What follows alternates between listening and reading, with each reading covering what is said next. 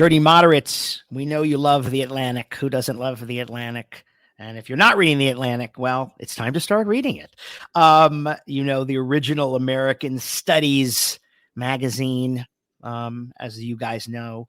And so I, as an avid reader of The Atlantic, happened upon this fantastic story you all may have read from March 19th called The Dead Enders of the Reagan-era GOP. And my guest today is the author of that, Damon Linker. Welcome to Dirty Moderate. Thanks for having me, Adam. Good to be here.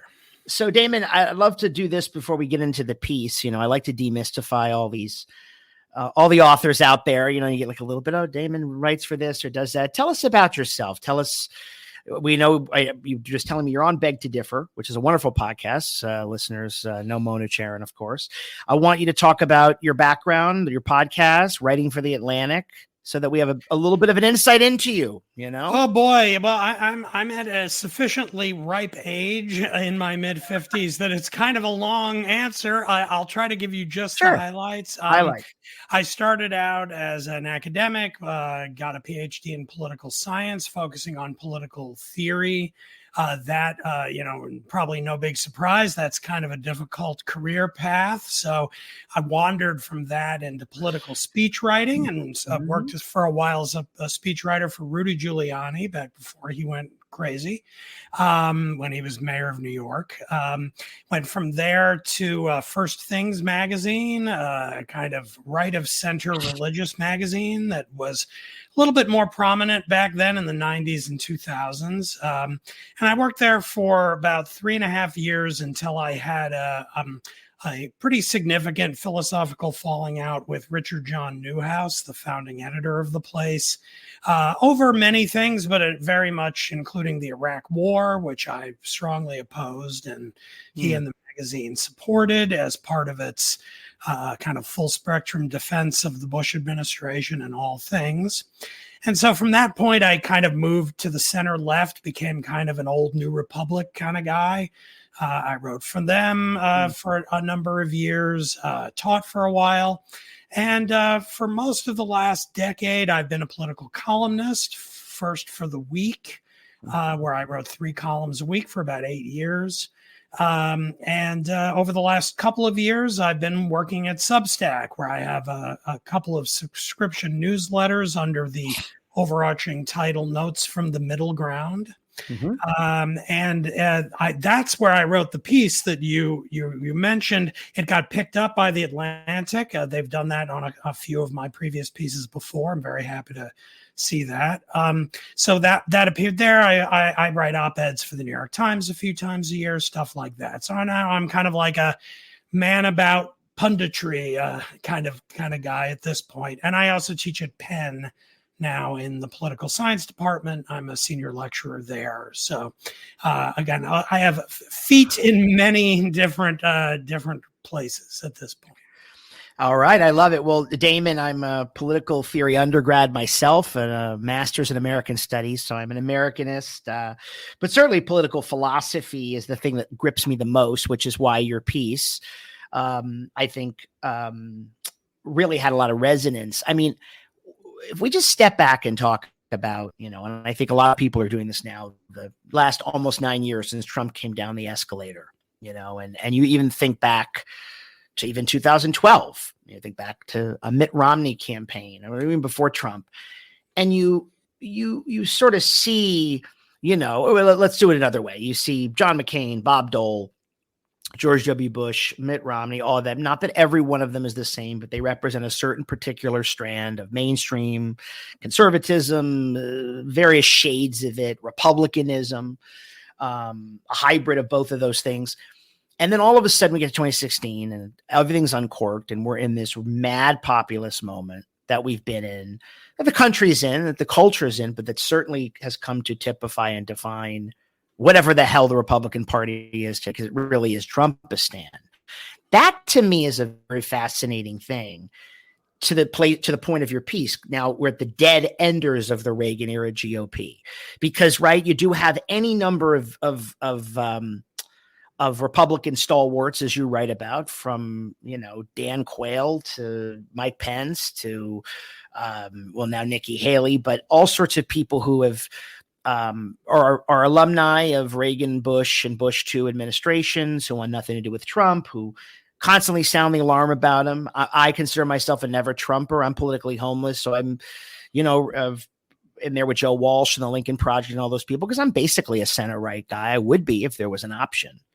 I'm a Democrat by moonlight. I'm not a registered Democrat, but what am I supposed to do? So we come to this place and you write this piece, and do you ever take a step back though and say, wow, we actually don't have, right? I mean, because you're in the thick of it so much. We actually don't have a viable center-right party in this country. Well, if you define center-right the way it has been understood since Reagan took office in early 1981, then that is certainly correct. And also, if you define it by the center-right parties of Western Europe, where in general those parties tend to, if anything, be even more moderate than even the Republican Party under Reagan. Those parties tend to support universal health insurance and so forth as a kind of no-brainer, whereas even the Republican Party of Ronald Reagan was very skeptical about extending universal health insurance very far. It was Reagan himself was very critical of Medicare when it first came on the scene in the 60s. So that kind of center-right party, was unique to the United States, but it is in eclipse now. And it is, I think, the major puzzle of our time. And it is the main subject of the primary newsletter that I do at Substack, which is trying to make sense of this. Why did it happen? What does it mean?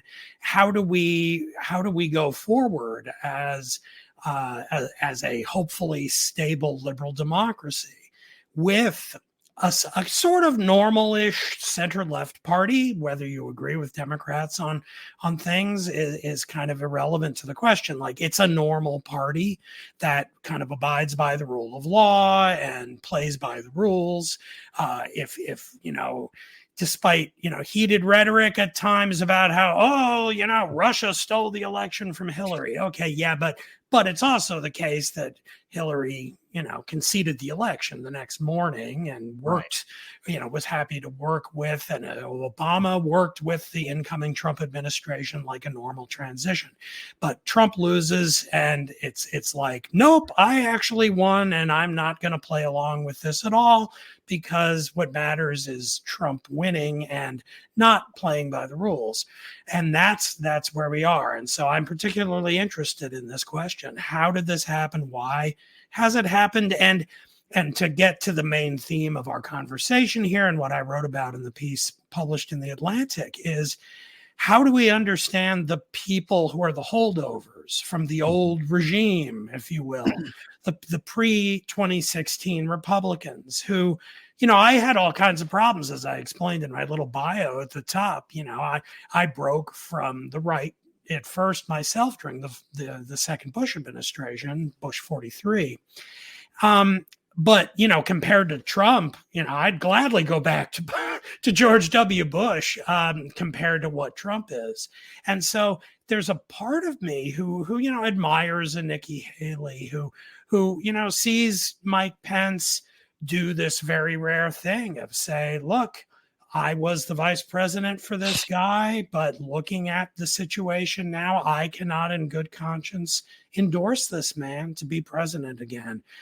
There is something admirable about it, but as I talk about in the piece, there's also, I think, something that tells us that as a kind of stand to take that might sway a small number of voters, okay, admirable, I give you a thumbs up. But as a roadmap for the future, I don't really see it. And that's kind of what I was trying to get at in that piece. Yeah, I mean, to your point about, the sort of dissolution of even a Reagan-style Republican Party. I mean, like to your point, we don't really have an American Tory party. I lived in London for a while, and right, there is a different kind of ethos. It's Thatcherite, but it's pro universal health care. It's pretty, I'd say more center left on the environment, on social issues, things like that. Significantly less religious is part of it.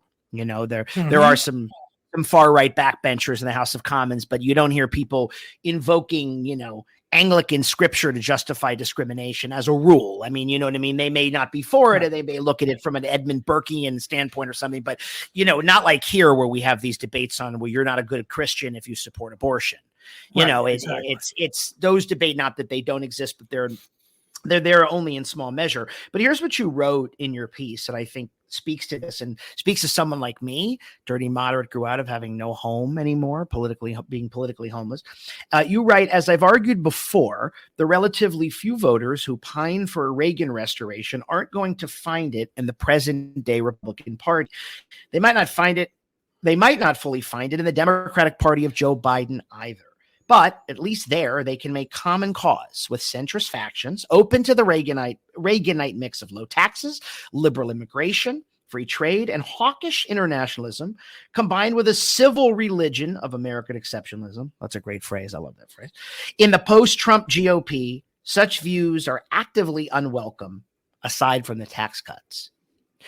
Everything you listed there, which would have been mainstream for McCain-Romney administration's major policy, a little bit of certainly internationalism of Biden, I think, is close to the Reagan doctrine. So I think it would mirror, even if that's not the inspiration for it, his role on the world stage, I think, has been similar. Immigration, a little bit of, free trade immigration for sure. But now, to be a Republican means you pretty much have to reject all that stuff, right? You can't be for Ukraine, even if you say you're not for Putin. We have no business over there.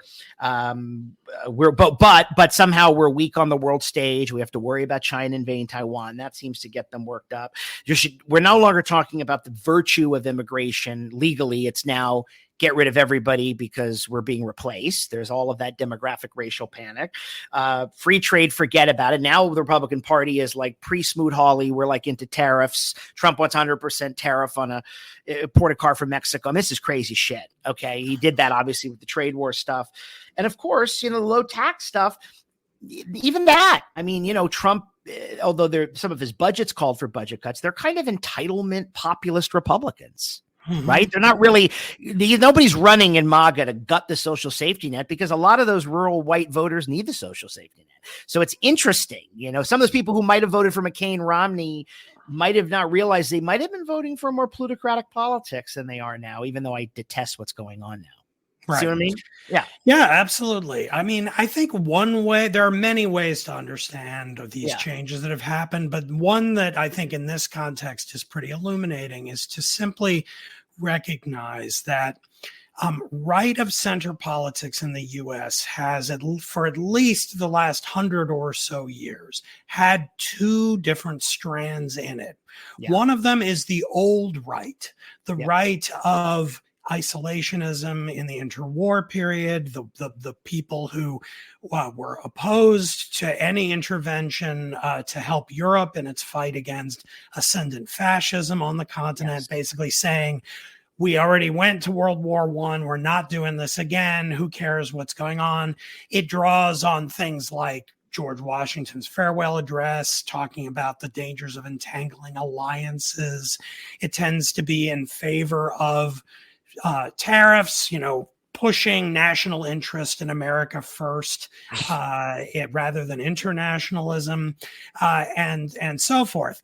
And then you have what came up during the Cold War that culminates in Ronald Reagan's election, which is this different strand associated with Bill Buckley, National Review magazine, and the kind of ideology that it cultivated, tried for the first time with Barry Goldwater, and it didn't work. But with Reagan, it really came into its own, which is much more internationalist, much more in favor of using American military power to defend democracy and American interests abroad through alliances with people around the world who are like-minded.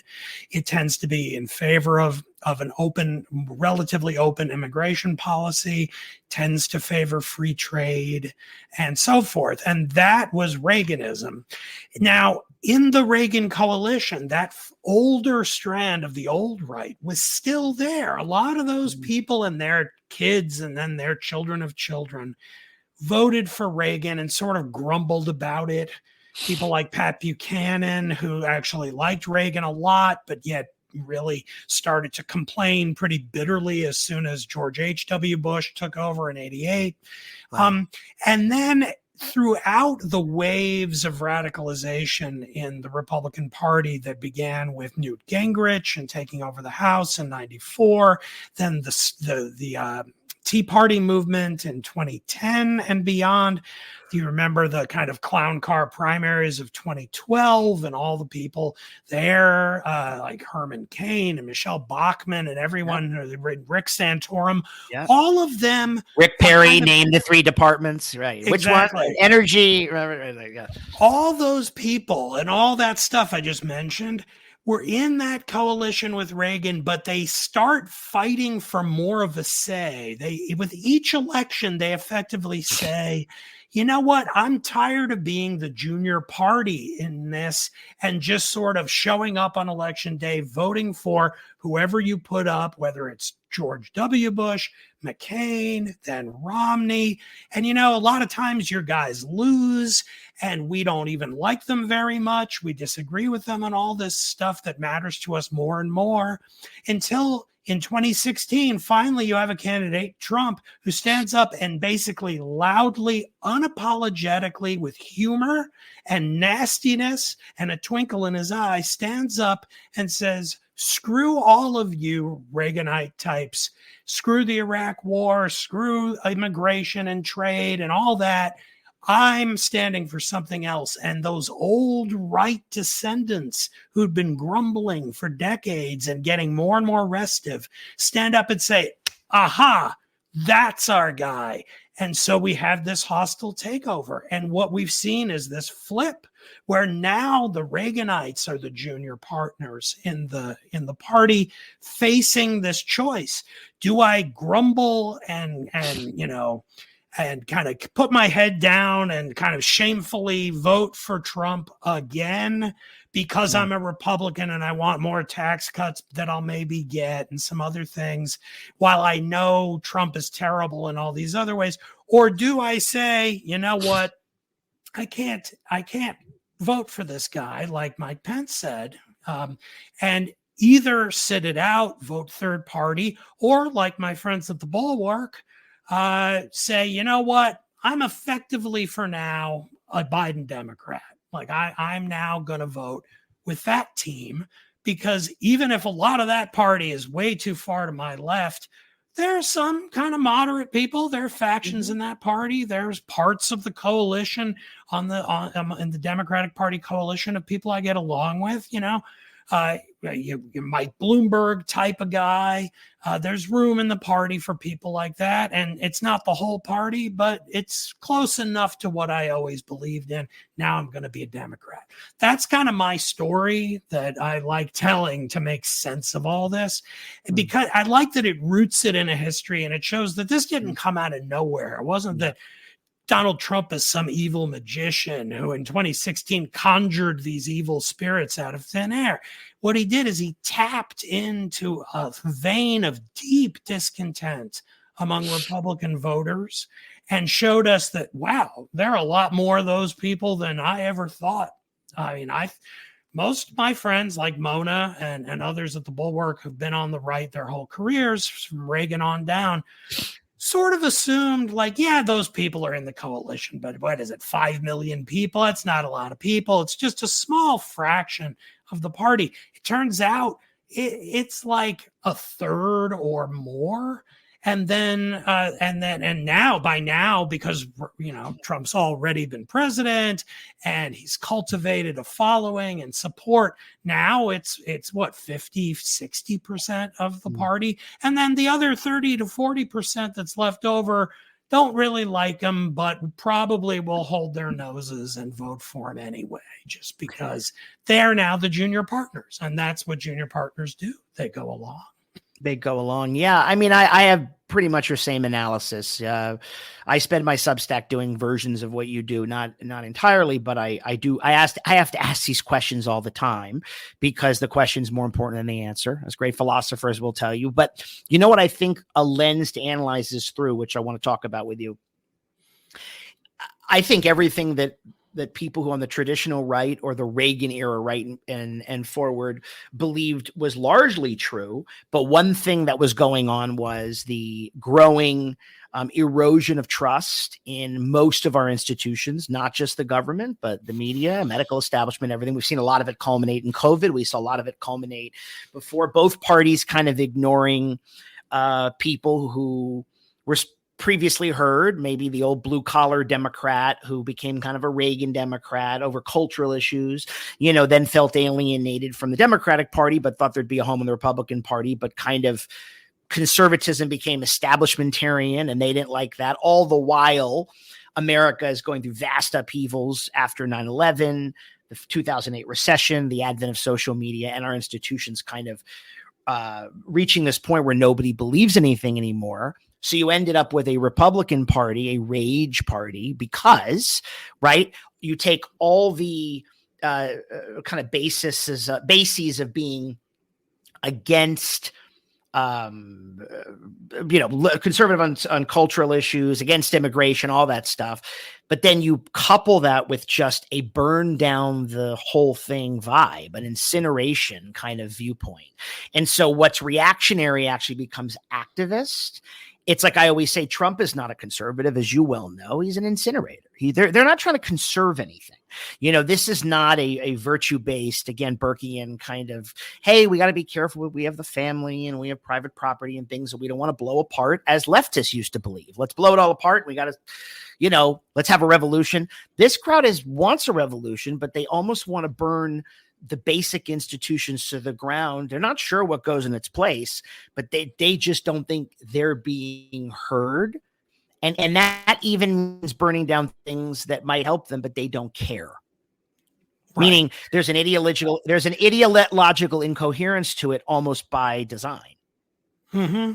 It doesn't matter. They're just going. Does that make sense? Yeah, I agree with you on that. There is a kind of nihilistic, right, just disdain for any extant institution or kind of habit or custom of just the way we do things in our liberal democracy, the kind of an instinct to kind of toss the whole baby out with the bathwater, that like the whole thing is corrupt from top to bottom.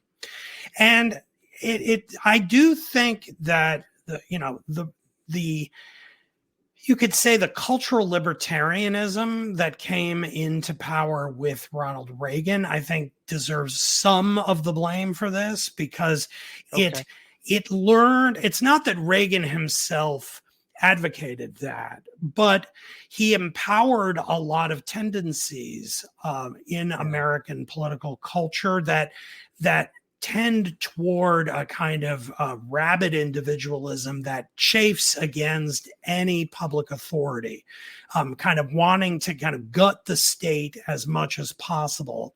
And again, Reagan himself didn't do that anywhere near as much as the true economic libertarians would have liked. They often look back at him and are like, Reagan didn't change anything. Government kept growing. And then George W. Bush expands Medicare and prescription drug benefit gets added on under a Republican. What the hell is that? And so forth. But I think a lot of the kind of counter-institutional edifice that the Reaganites built, which includes things like Rush Limbaugh's radio program, the Fox News network, and all of the websites and other media outlets that grew out from that as the internet explodes.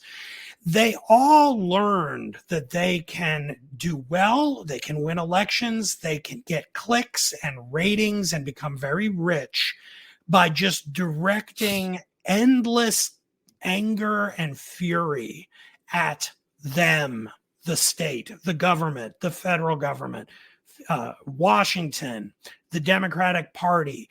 Constant attacks against that stuff. And each year of that, you get a point or two decline in the surveys on right track, wrong track for the country, trust in institutions, as you mentioned. And they go down and down and down. And I think the Republican party, the leaders of it in, say, the 2010s, early before Trump, I think they thought, we can just keep doing that forever and still keep, and then the good guys will still win the election. It'll be this thing where, like, we toss red meat to the bleachers all throughout the campaign and we win. And then when we win, then the grown-ups are in charge again. Oh, it's Mitt Romney. Mitt Romney might talk some of that in order to get votes, but he doesn't really believe it. When he gets in office, he'll actually govern responsibly. The problem is that he lost. Before him, McCain lost. Yeah. And we had, as you mentioned, we had the financial crisis that really hurt a lot of people. And the bitterness grows, the media stirs the pot, makes people ever, ever angrier. And are we really surprised that eventually they voted for an arsonist, a bomb maker, who wants to, just like the Joker in The Dark Knight, he wants to burn down the world just for the joy of watching it burn?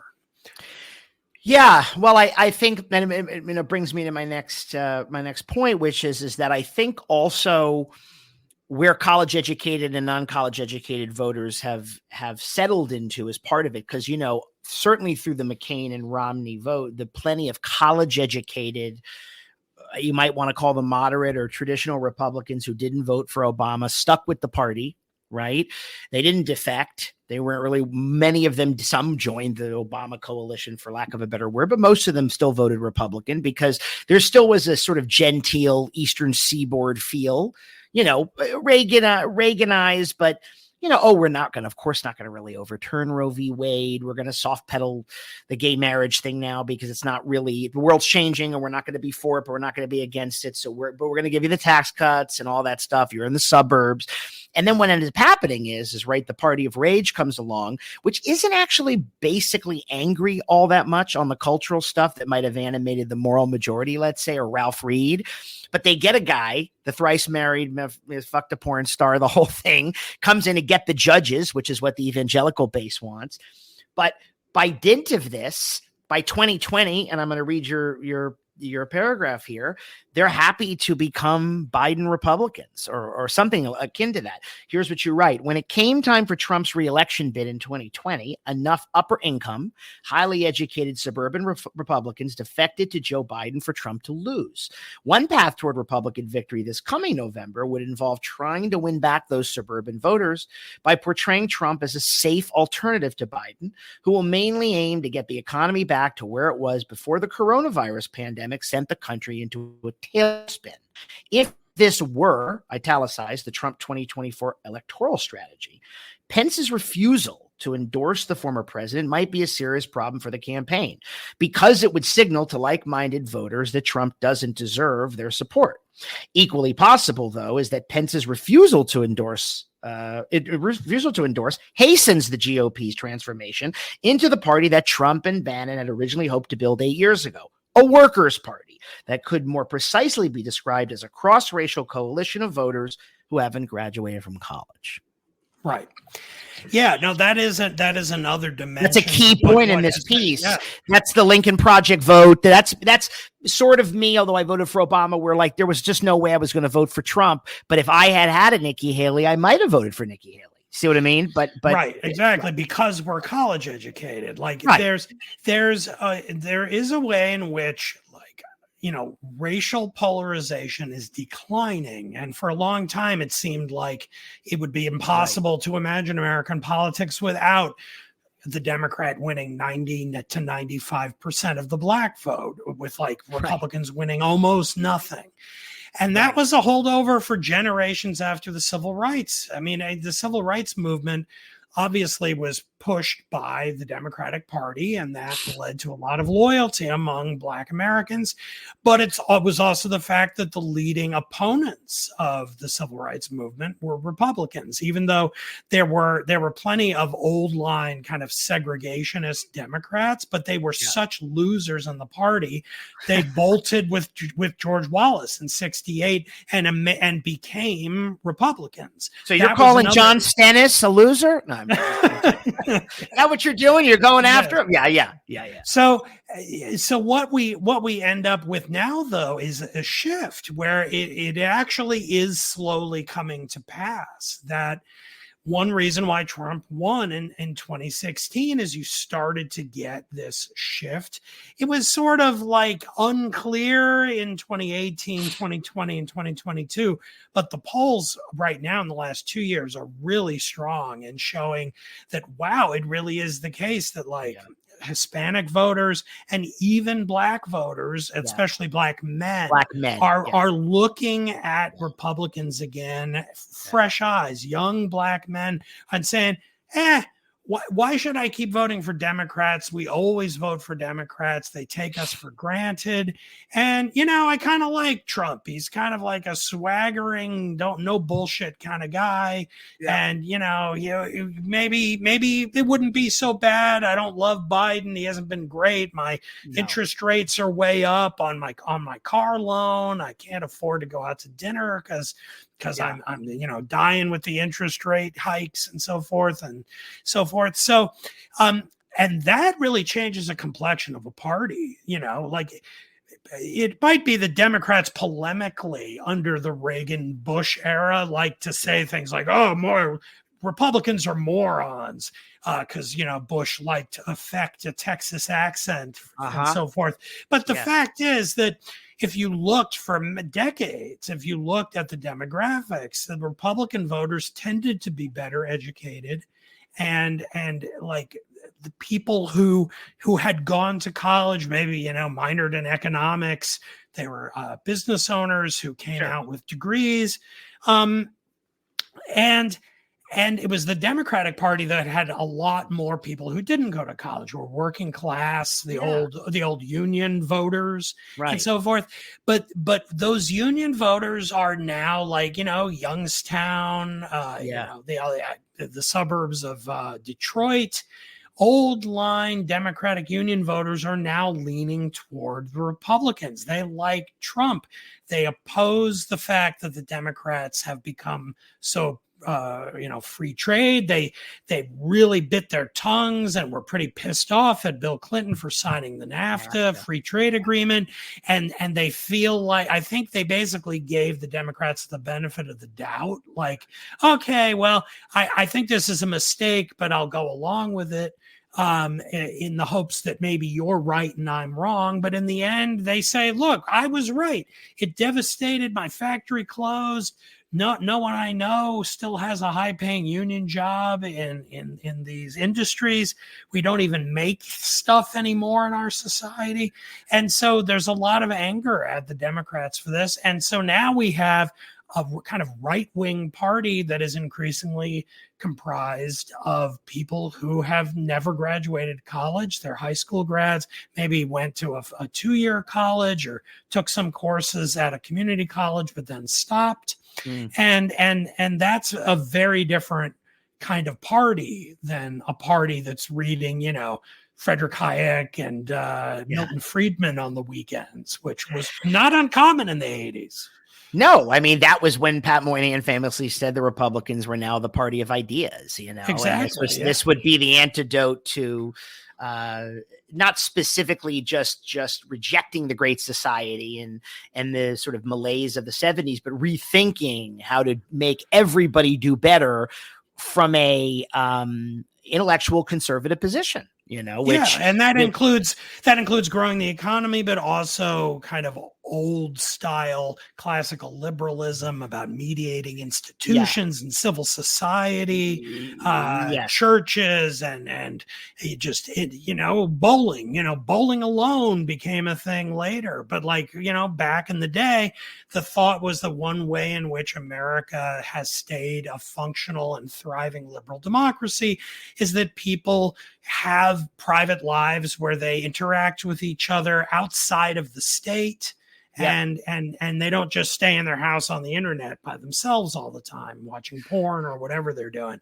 And now we live in much more of an atomized society where that middle position between state and the individual is sort of hollowed out. Yep.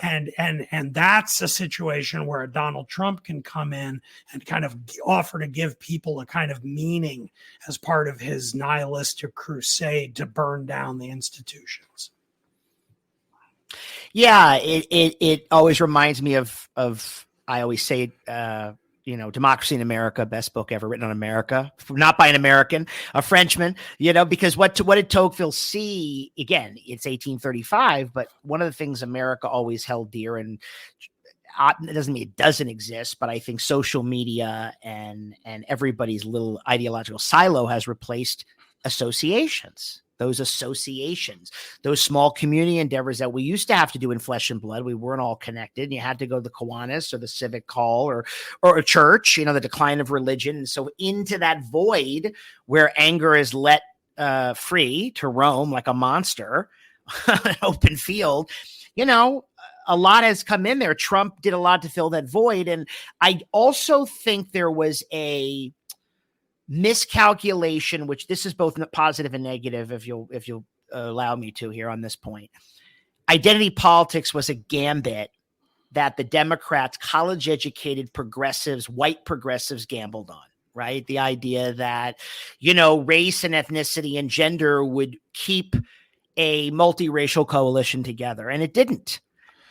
It for better, because people want to believe they're American first. They don't want to be reduced to a category. We're a big sprawling country where just because the color of your skin says one thing doesn't mean the other, but also because there is a resentment among all non-college educated people, Black and Latino people included, of feeling confused, right, by change. By people who, oh my God, what do you mean there's like 4 genders now? And they don't know. I'm not endorsing that. I'm saying this is, I think, made for an unmooring on their part. A lot of them are culturally conservative. They don't have a college education. How about this? They work at a factory. Somebody comes in and says, hey, this is all great, but we're going green. So good luck. And they're just like, wait, whoa.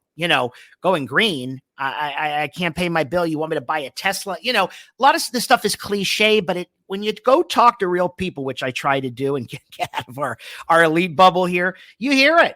You hear the resentment there. I always say Trump is not the answer, because hell keep me away from that idea. But I understand how they're put off by this this very glossy, almost weirdly varnished to a fare thee well kind of cultural liberalism that they don't feel speaks to them. It's something you talk about at a Georgetown restaurant or out here in LA when everybody's like, oh yeah, aren't you offended by Trump's racism? Yeah. These people are like, you know what? My job was better under Trump. I live with racism. They've said it to me. I can live with that. Now, Democrats weren't expecting that. They're expecting, they were going to win every, and there is a taken for granted thing there too. Though I'm not endorsing the position, I understand where they're coming from. I wish more Democrats would listen. Yeah, I agree. I mean, identity politics, especially on race, I think this is a white liberal issue. Like this, yes, it is not that like Black voters, whether they live in upper middle class Atlanta suburbs, or they're living in inner city Philadelphia in a more rundown neighborhood with a lot of problems, they're not sitting there clamoring for white America to rend its garments and bow down on its knees to beg for forgiveness for the sins of white people. This is a weird thing that, no one has still written the definitive history of how this happened, but there is a weird way in which, with Clinton and the kind of neoliberal turn of the Democratic Party that I supported, I mean, it was a good thing that the Democrats moderated in the 90s, and on a lot of economic policy, I think it did good things, but it was as if to assuage their own guilt and to keep all the more liberal Democrats in the tent, they threw a sop to them and said, well, yes, it's true. We're like cutting, we're in favor of low taxes and cutting the deficit and again, pissing off the working class union voters by doing trade deals and so forth. That'll all make things economically better in the longer term. So trust me on that. But in the meantime, we also are very much in favor of apologizing for racism, being very progressive when it comes to gender and gay rights and so forth. And that combination of being much more left wing on the cultural stuff, on identity politics, and then sort of like hugging the center on economics. That was Clintonism, and even to some extent Obamaism, and certainly the second term of Obama, where he couldn't really get anything done because the Republicans had taken over Congress. And so what could he do other than on economic policy? He could try to adjust regulations a little bit, as much as he thought he could get away with, and then just talk a really good left-leaning game on identity politics. And that means, not only now coming out and saying, not only am I in favor of gay marriage, even though 4 years ago I said I wasn't, but I'm so in favor of gay marriage that if you're a conservative evangelical Christian and think gay marriage is wrong, I'm going to actually make it so that you can't do that without getting in trouble because you're a bigot. Even though I wasn't a bigot 4 years ago, you, sir, are a bigot because we just had Obergefell, and Obergefell means you're a bigot. That and that's how and then like, well, once you had then you had Bernie Sanders running the complete opposite campaign in 2016, where he actually is much more left on economics and actually sort of middle of the road on the cultural stuff. Agnostic. All about class. Poverty is colorblind. You just deal with keep your guns. Just vote for me so we can, bankrupt the bankers or something.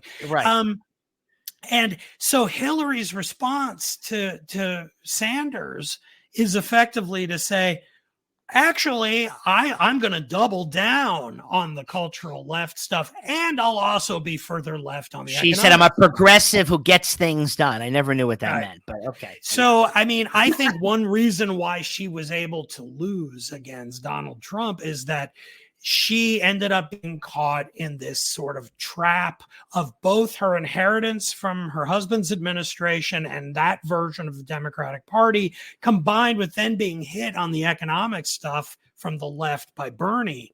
And you put those two things together and you end up with a person running to be the third term of a Democratic presidency, but more to the left of the guy who's just been president for 8 years, without his charisma and without him being black, which activated a lot of black voters and got them to turn out. They're sort of like, Hillary, whatever. So it's all those things contributed to Trump winning, but it's the problem for the Democrats that they are still trying to figure out to this day is how to combine the different elements in its coalition. What do they emphasize? What do they de-emphasize? And I'm not convinced they've really cracked that. Yeah, I mean, I think Democratic messaging, we could do a whole show on that, right? And the ineptitude of that. I mean, I thought it was very effective and had to happen. If you remember in June of 2020, during that campaign, when Biden came out and said, because the BLM stuff was going on, he said, I'm not a socialist and I'm not going to defund the police. And that was important. That was like a sister soldier moment that Bill Clinton had, to come out and say that stuff was very, very important. But now what you've got, right, is we don't do that anymore because I think that the Democrats have doubled down. Their hatred for Trump sometimes blinds them to what's really going on in the world. And they're not taking that tech. Now it is, don't fret about inflation, the prices of everything. Everything's doing great. And if you don't know it, you're an idiot. That's what they're saying, right? Bidenomics works. And if you don't see it, that's because you just believe what you want to believe. And I think a lot of people say, well, I don't know what I believe, but I know everything costs more. That's what they say. Okay. Mm-hmm. And then there's not, we absolutely will now, they know there's like this powder keg of identity politics and they don't know what to do about it because they are, again, Biden will win the Latino vote and black vote, but There may not be enough to stanch the bleeding. He may lose some. And they don't sort of know how to do that. They say, oh, that's just Fox News in a barbershop with 5 black men. Every time there's evidence that's presented to them that challenges their shibboleths, they kind of freak out. I mean, they're not alone in this. The Republicans are a non-coherent party. But it's interesting how, to your point about trying to find some home for centrists, it's what makes me, I'm voting for Joe Biden, but very uneasily, because I don't think the economic policies have worked all that well. I think there's a reason that we're stuck where we are. If we're not going to care about deficits, let's fucking cut taxes, then deregulate, right? If we, you know what I mean? If we're going to criticize Reagan and all that I'm not saying just do supply side, but we can get the economy moving. And I'm a market guy. Let's do it. We can do much better than we're doing. Everything isn't about investments in industrial policy by big government. There's value to that, but I'm just giving you my politics. So I don't see, everyone loves what Joe Biden, they give me this laundry list. I go, I'm not voting on the Green Energy Act or whatever the hell. I mean, give me a break. It's the federal government going to make a boondoggle of something. And they just are. You know what I mean? And that's not enough. I'm voting because I'm voting for democracy. I do care about abortion rights. Again, maybe I'm in that crowd. But what are they running on? I mean, what ideas do the Democrats, the Republicans are so worrisome and menacing because of Trumpism, because I think it's a genuine threat. I know it is. But I also say, all right, this may be more benign. But Biden's like an FDR. So you're doing the same thing you were doing since the 30s. That doesn't inspire me. I'm just ideologically spitballing here. Well, yeah. I mean, I will say that one way of trying to understand where we are right now in this election is there's this distinction that a woman named Alana Newhouse, who's the editor and founder of Tablet.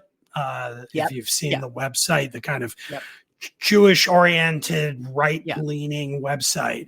She wrote a couple of pieces in 2021 and 22 about what she calls brokenism.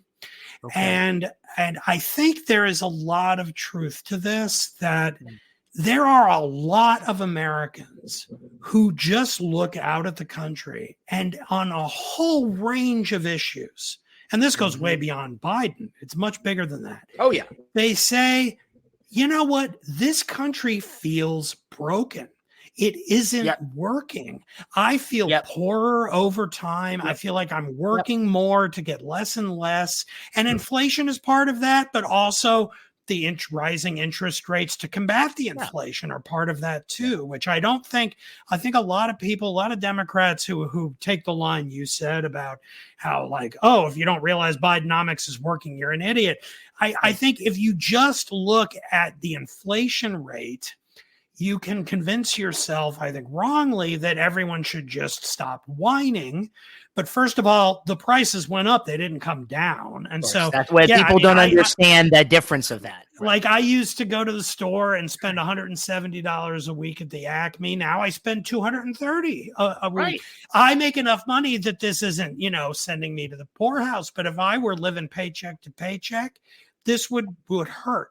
And then the interest rates. I mean, I also am well enough off that I have fixed rate credit cards and I have a fixed rate mortgage, but there are millions of Americans who have floating interest rates on their car loans and their credit cards and their mortgages. And so they're now paying, whatever, $700-800 more every single month because their interest rate has gone from 3.5% to 7%. So there's that. But then there are other things, stuff that happened during COVID, decisions that public health authorities made that a lot of people disagreed with, closing schools longer than they should have, rising suicide rates, drug addiction, fentanyl, the border and people coming across and the inability of the Democrats to stop it. And the list goes on and on. The idea is simply that there are a lot of people who just say, the system is not working the way it's supposed to. Please, someone acknowledge, even if you say, I don't know exactly how I'm going to fix it, at least show me you recognize it, that it's happening.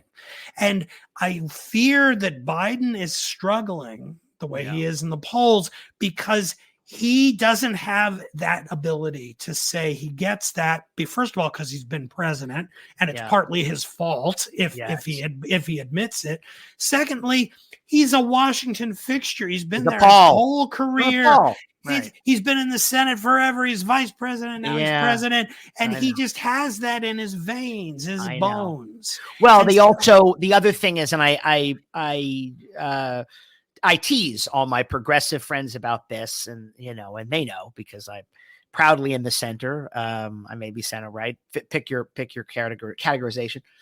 I said the problem that Biden has, because he's a good guy, but his line of thinking is reflects a lot of people I know. The more legislation you pass and the more laws you pass and the more you try to do and make better, the better it will be. Well, if you have any kind of belief in limited government conservatism, you don't subscribe to that at all. If you have a sort of pessimistic view of human nature and social engineering, which I do, you certainly don't prescribe to that. This doesn't mean I don't believe in government. It just means that there is a progressive, I'm being broad, tendency, and among the Democrats that I know, I live in California, that if they could just pass that, if we just had universal health care, green energy, all that, everything would be great in America. We would be fine. But it's a fantasy, right? It's a chimerical notion. It's an illusion, but they are very addicted to. I don't get it. He's passed all these bills, and I keep saying, you're right. You don't get it. The number of bills he's passed doesn't matter. That's not helping people in the short term. They're not feeling it.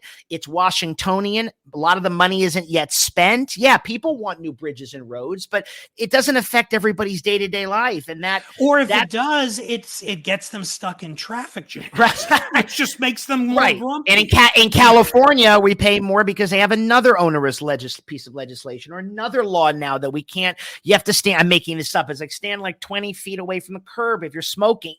It's just endless. It's constant regulation and laws in the name of trying to perfect something. And you need someone to shake them and go, guys, this isn't the way.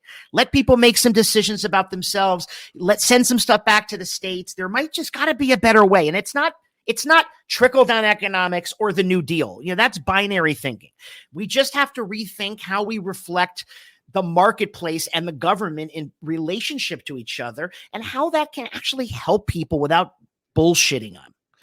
I agree. I mean, what I'm getting at with the brokenism point is that it points to, I think, and this is one reason why, I'm really nervous because, like you, Trump has to lose. That's the most basic thing because he's so dangerous personally. But after you can admit that, and that means I have to vote for Biden, I really think about someone like RFK, who is a loon. I mean, when it comes to vaccines and stuff.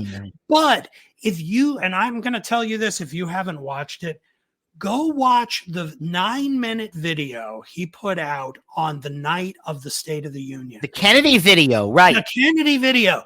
Right. He has nothing to say about what he's going to do to make it better. But when it comes to a 9-minute statement that says, as I did a few minutes ago, I get it.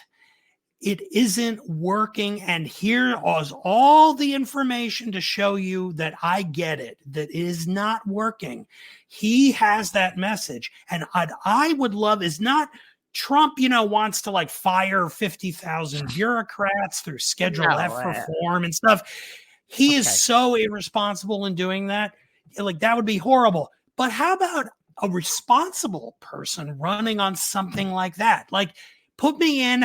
I will not propose any new huge program to fix things through a brand new bureaucracy or series of regulations. Put me in power, and I instead will fix it so it's not broken anymore. That is a message that might resonate these days if it could be put in terms like Kennedy does in that video, where he acknowledges in a lot of ways things seem to be better in the past.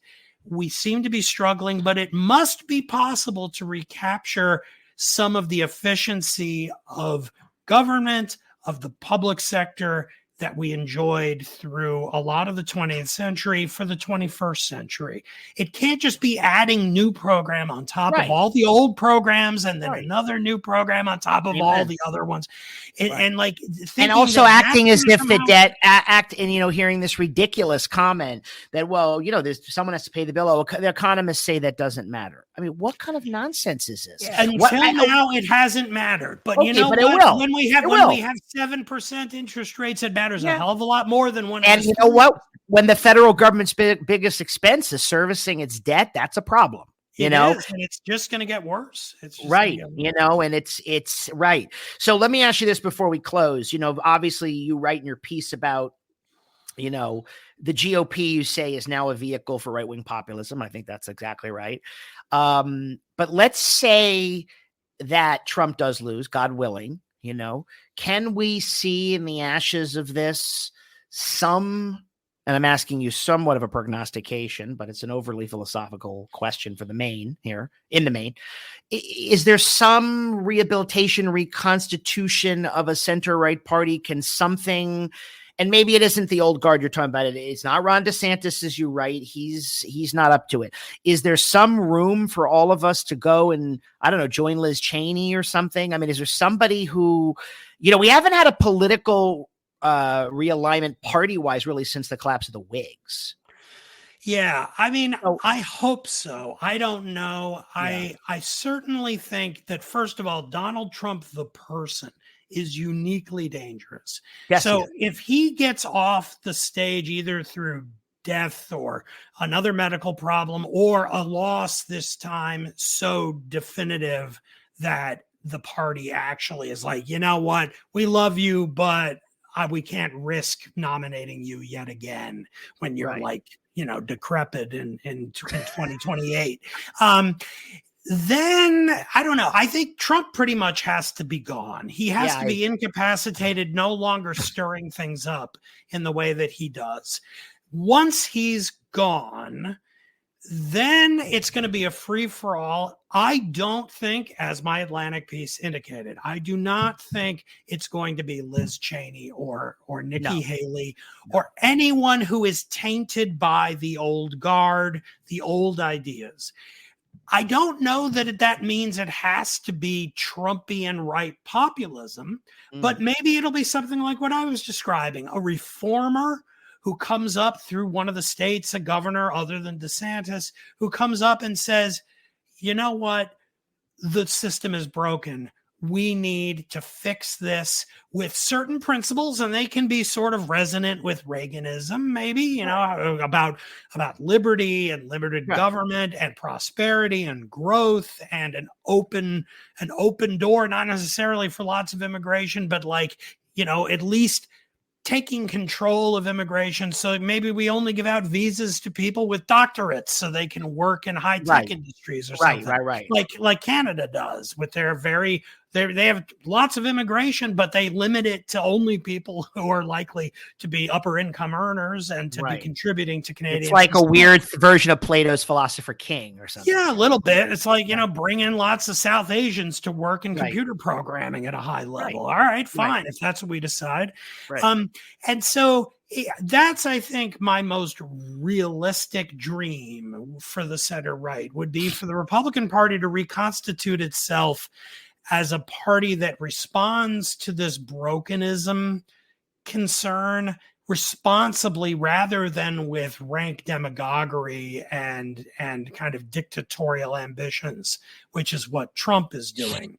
But that would mean disappointing a lot of the far right intellectuals who have gotten extremely excited by Trump and what they see as, you know, the opportunities he's open to them, and they're going to make a big stink as this happens. So like, it's very unsettled, I think, about where it would go. But when you're just talking about where the votes are, I think there is room for a majority center-right party that runs like that just says, Look, I'm not going to we're not going to go back to the 1940s and 50s, make America great again in this fantasy world. This is the 21st century. We have to be big in tech. We have to be big in the industries that are growing and creating wealth in the world. But right now we're like weighed down by a series of institutions that have grown sclerotic and inefficient, and we need to just cut with a scythe through this stuff. And you don't get rid of it. We don't get rid of Social Security. Don't get rid of Medicare. But we have to look at the way this works and make it work better. And that fits. I mean, I'll leave you with Reagan's line from his first inaugural. We need a government not to go away. I'm paraphrasing, not to get rid of government, but a government that doesn't ride our backs.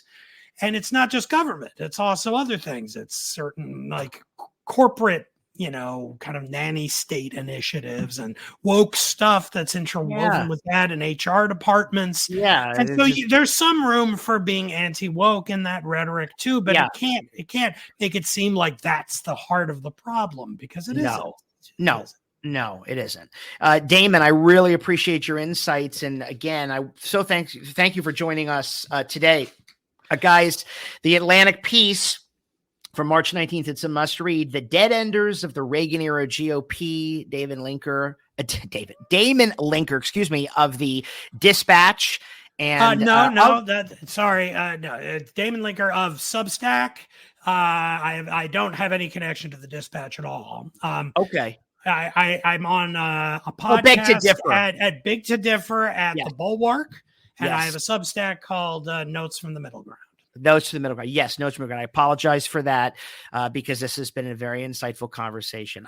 Certainly come back and see us. I want to talk to you more as the election goes forward. There's a lot here. I think we share a foxhole, and we're in this together, praying for Trump's defeat and then what happens next. Exactly. Thanks so much for having me. Great conversation. Have me back anytime.